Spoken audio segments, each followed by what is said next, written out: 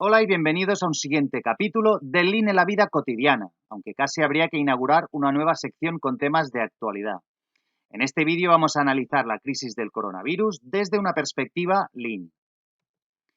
Vaya por delante que, aunque hay una crítica subyacente, este vídeo no va en contra del gobierno ni a favor de ningún partido, aunque sí pone de manifiesto debilidades habituales de la política.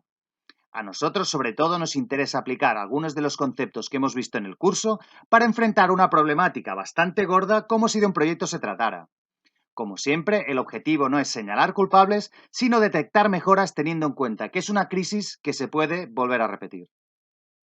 Nos basaremos en los despilfarros que definimos en el vídeo 28, donde expusimos una serie de malas prácticas frecuentes en la gestión de proyectos, y vamos a ver cuáles de ellas se han producido en la lucha contra el virus. Y si estáis listos, empezamos.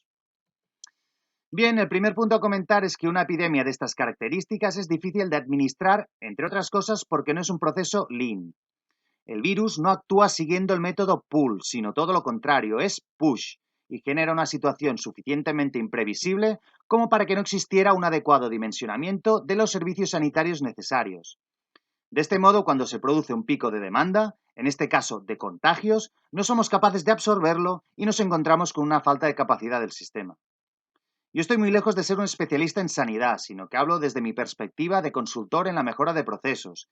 Y desde esta visión de la gestión, da la sensación de que buena parte del problema que hemos tenido con el virus ha sido debido a la falta de soluciones disponibles en el punto álgido de la pandemia.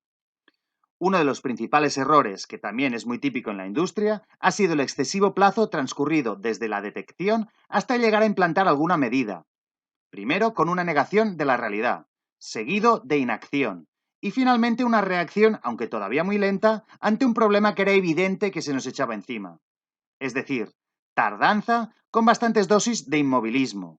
Los políticos de todos los colores, y como muchas otras personas, prefieren mantenerse en su zona de confort deliberando de problemas más de tipo teórico y en el momento de actuar y tomar decisiones resultan bastante poco ejecutivos y se les nota la falta de una dinámica resolutiva.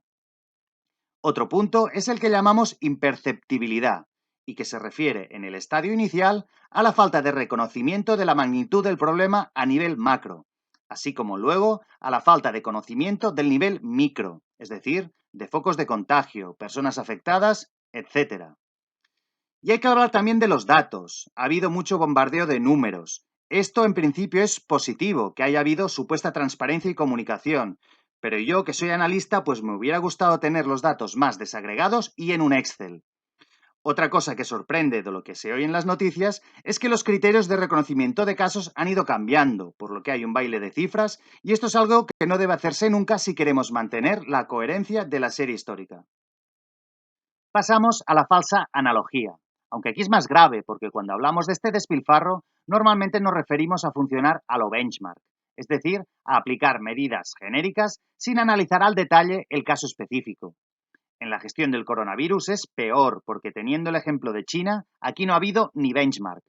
Y esto ha pasado con muchos países que parece que han ido cayendo en los mismos errores como si no hubiera habido precedentes de los que aprender.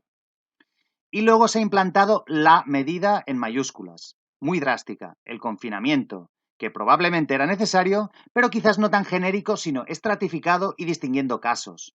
En cualquier caso, tened claro que es una medida de contención que no soluciona la causa raíz del problema y pensando en posibles rebrotes, tal y como se ha aplicado, no es sostenible.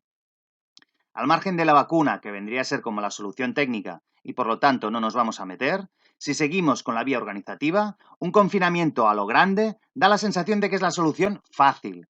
Y pongo fácil entre comillas, a corto plazo, al margen de las drásticas consecuencias económicas a largo. Así pues, se ha actuado mucho en esta medida paliativa de encerrar a la gente, pero no parece que se haya actuado tanto en la causa raíz organizativa del problema, que es la falta de capacidad del sistema sanitario y de medios preventivos. Pasamos al siguiente punto, infrautilización de los recursos existentes. La consigna era, quédate en casa. Vale, de acuerdo, pero seamos conscientes de que tener gente inactiva, sana y con conocimientos es un despilfarro en toda regla, ya que esas personas se hubieran podido orientar a solucionar el problema de falta de capacidad. Incluso los médicos y los enfermeros realizan tareas de poco valor añadido. Bueno, pues estas tareas deberían ser fácilmente delegables a todos estos recursos que estábamos desaprovechados. Ha habido falta de medios preventivos y el caso de las mascarillas es flagrante. De hecho, se ha reconocido abiertamente que la falta inicial de obligatoriedad era por falta de existencias. Y volvemos a lo de antes. Falta de reconversión. ¿Tan difícil es fabricar una mascarilla? Si faltan operarios, pues nuevamente muchos de los que nos hemos quedado en casa sin hacer nada, pues hubiéramos podido ponernos manos a la obra. Por todo ello, improvisación, cortoplacismo, como suele suceder en política, falta de un plan claro con continuas rectificaciones, inexperiencia, evidentemente, de las personas al cargo. También reseñable una falta de colaboración entre las administraciones y especialmente, y como siempre, falta de coordinación a nivel europeo, con un análisis centralizado por países de un problema que no entiende de fronteras. Y finalmente, y esto va para el público, las famosas resistencias al cambio. Una vez que hay unas medidas oficiales, aunque no sean las más óptimas y no nos convenzan, pues hay que cumplirlas, porque si no generamos el caos. Y aquí siempre sucede lo mismo. La gran mayoría de la gente responde bien, pero siempre hay un reducto de indisciplinados. Muy bien, pues hasta aquí el vídeo de hoy. Polémicas aparte, espero que os haya servido también para repasar algunos conceptos Lean y de la gestión de proyectos. Saludos y hasta la próxima.